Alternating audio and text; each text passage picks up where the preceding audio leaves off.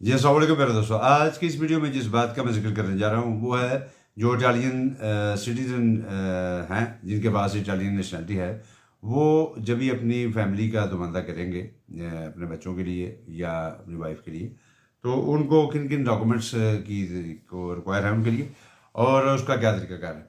और मैं आपको जो फ़र्क है जो एक लबोरो सुबोर्डिनातो या लबोरो ऑटोनोमो वाली सोजोर्नो जिनके पास है उनकी अप्लाई करने में और इनकी अप्लाई करने में मैं इस वीडियो में आपको ज़रूर समझाता हूँ।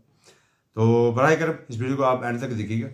देखिए बात यह है कि अगर आप सिटीज़न हैं इटालियन और आपकी फैमिली पाकिस्तान में है, जैसा कि आपके बेटा या बेटी और वाइफ, तो उसमें जो चीज़ें रिक्वायर है मैं आपको बता दूँ।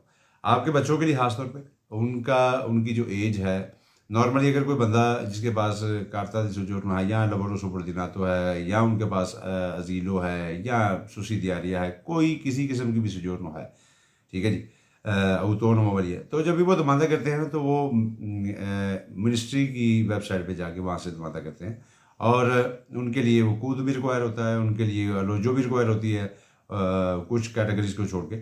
और देखिए ये चीज़ जब भी कोई इटालियन सिटीजन जो है वो करेगा तो उसके लिए सबसे पहली बात तो यह है कि उन्हें खुद रिक्वायर नहीं है, ठीक है।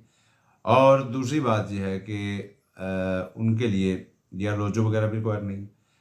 तीसरी बात जो बहुत इंपॉर्टेंट है, अगर कोई बंदा सोजोर्नो वाला जो है जो वो नुमाइंदा करता है तो उनके बच्चों की उम्र 18 साल से कम होनी चाहिए, तब ये नुमाइंदा प्रोसीड होता है।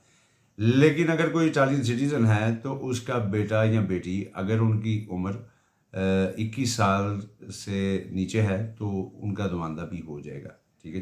वो मैक्सिमम लिमिट जो है वो 21 साल तक होती है, ठीक है। तो जब भी अच्छा अभी तरीका क्या है, ये जो जिसके पास इटालियन नेशनैलिटी है ना वो नुमाइंदा मिनिस्ट्री की वेबसाइट पे नहीं करेंगे, वो करेंगे जो है इटालियन एम्बेसी, इटालियन कॉन्सुलेट के ज़रिए। उनको अप्रूव करना होगा कि उनका रिश्ता इस फैमिली मेम्बर के साथ क्या है, तो ज़ाहिर सी बात है वो जो है फ़ारसी फार्म वगैरह और बर्थ सर्टिफिकेट वगैरह ये चीज़ें और मकाननामे वगैरह ये चीज़ें अटेस्टेड होनी चाहिए, ठीक है जी, ये ट्रांसलेटेड होनी चाहिए। तो तब जब ये अपॉइंटमेंट लेंगे ये सब चीज़ें वहाँ पे हो जाके जब ये उन्हें इटालियन कॉन्सुलेट को या एम्बेसी को जब भी देंगे तो फिर वो फैमिली वीज़ा जो है वो मिलेगा। जो ही फैमिली वीज़ा मिलेगा वो लेके वो यहाँ पे आएंगे इटली में। इटली में आने के बाद 48 घंटे के अंदर अंदर उन्होंने दिक्रेज़िone di ospitalità जिसे हम ओस्पिटी बोलते हैं वो उन्होंने तैयार करवानी है और फिर जो सोजोर्नो का जो है वो नुमाइंदा उन्होंने करना है। तो उसके लिए जो कार्ता दी सोजोर्नो मिलती है per motivi familiari 5 साल वाली, वो उनको इशू की जाती है, ठीक है।